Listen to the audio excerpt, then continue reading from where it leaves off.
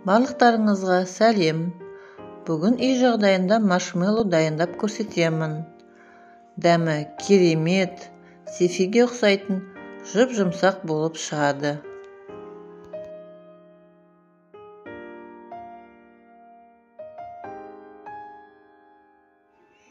Бізге қажет заттар ол қант, су, кукурузный крахмал, желатин және сахарный пудра. Алдымен маршмеллоу салатын ыдысты дайындап аламыз. Пищевой пленкамыз ыдысқа жабысып тұруы үшін астын ылғалдап, ыдысымыздың ішіне жаямыз. Енді пищевой пленкамызды жақсылап майлап аламыз. Майламасақ маршмеллоу жабысып қалады. 10 грамм желатинге 60 грамм су құйып, жақсылап араластырып, 20 минутқа қойып қоямыз. Ыдысымызға 220 грамм қантымызды салып, үстіне 60 грамм суды құйып, араластырып, жай отқа қоямыз. Араластырып отырып, қантты ерітеміз. 20 минуттан кейін желатинімізді су моншасына қойып, ерітіп аламыз. Қантымыздың еруіне шамамен 15-20 минут уақыт кетеді. Көбігі шыға бастағанда оттан аламыз. Дайын болған қант ерітіндісін бөлек ыдысқа құйып, миксерлейміз. Желатинімізді аз мөлшерден үстіне құйып отырамыз.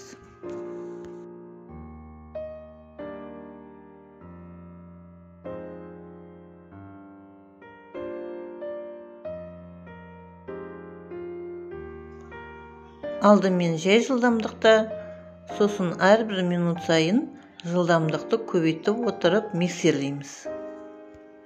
Шамамен 6-7 минут уақыт кетеді.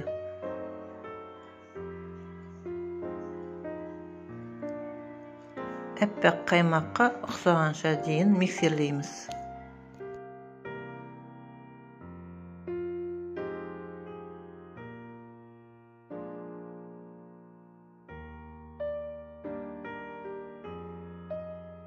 Дайындап қойған ыдысымызға маршмеллоумызды құйып, бетін жақсылап жауып, тоңазытқышқа 5 сағатқа қойып қоямыз.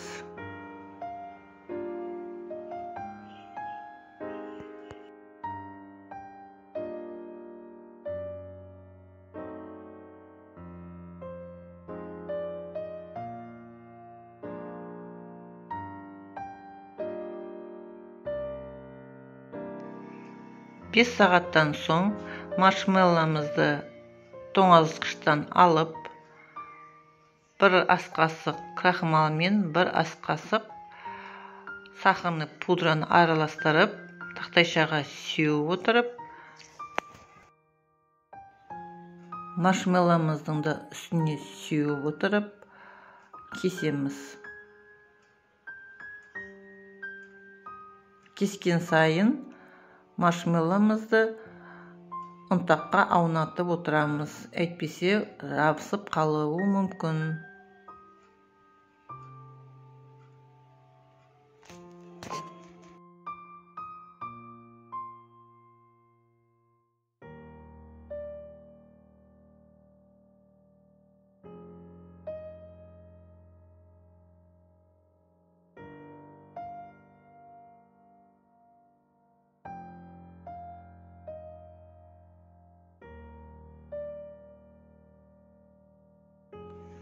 Маршмеллоумыз дайын, жұп-жұмсақ, өте дәмді болып шықты.